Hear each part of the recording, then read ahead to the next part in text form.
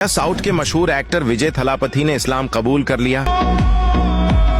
विजय थलापति जो south India के मशहूर अदाकार हैं, जो अपनी धमाकेदार फिल्मों की वजह से जाने जाते हैं, आजकल खबरों में बताया जा रहा है उन्होंने इस्लाम कबूल कर लिया है। ये बात उस वक्त न्यूज का हिस्सा बनी जब वो साउथ में एक अफ्तार पार्टी में नजर आए।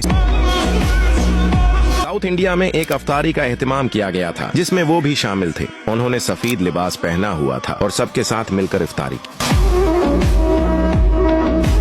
इफ्तारी के बाद उन्होंने नमाज भी पढ़ी और कुरान की तलावत भी सुनी। आपको बताता चलूं कि विजय थलापति ने इस्लाम कबूल कर लिया है और उन्होंने फिल्म इंडस्ट्री छोड़ दी है।